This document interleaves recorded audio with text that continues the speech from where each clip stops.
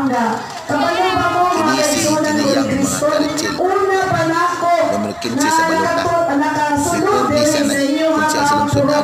Napasalamat ko sa pamilya lapitan na gidala ko nila diri. Ay nakita na ko ang usap-usap ninyo. Kung sa ako, kaniusa diri sa sikyo ayaw para sa unity team. Pagpapalapang sa iya. Nagpasalamat sa Diyos sa mga nagkapitan at unyong tawag kaplo bawat sa BBC o sa iyang mga opisyalis sa sabi na tungkol siya sa address. Salamat kayo. Kay naadyo'y rason ngano nangutanan mo pero ni sa akong pagsurisoroy. Siya ngano ang ipandang mangka. Siya ngano nawang mangka dito. Siya ngano nasikat na karoon. Usa may tuwag. Kay naako sa mahayang kamot sa unity team. Kuligid naay kahiusahan.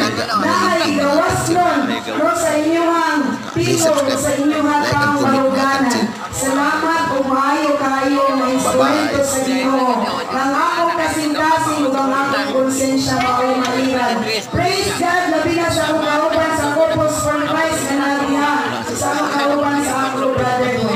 So ako lang tumagon gamay mga isyo na akong nagunggan o inyong nabasa sa Facebook, labi na nasikat karon si Angel Niyang. So, una, ang akong nadunggan, gusto nga ni, nagkagulihan naman papatay ng mata. Gayon! Okay, Lord, siya, kabinanda kayo ninyo. Muna hugting yung kasing-kasing ha, para na mo. Kaya iwanan ka sa grasya. Buhay tingog sa Ginoo. Para na itong unity team. Umaabot, Mayo 12, nami may mayong kaumahon.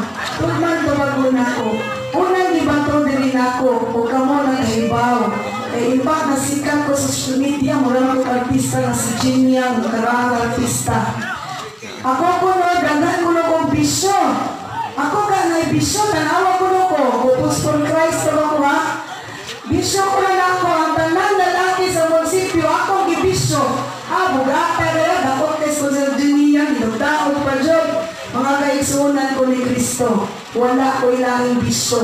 Ang pagpangga sa akong isigkataw, ang pagpangga sa ako ang panerbisyo. Kaya ang akong bisyo, ang panerbisyo diha kaninyo sa akong pinalanggang Ward 1. Nasinati ninyo o katagamtaman ng serbisyong Jenian. Gikan sa libreng lumon na ginugan karon sa libreng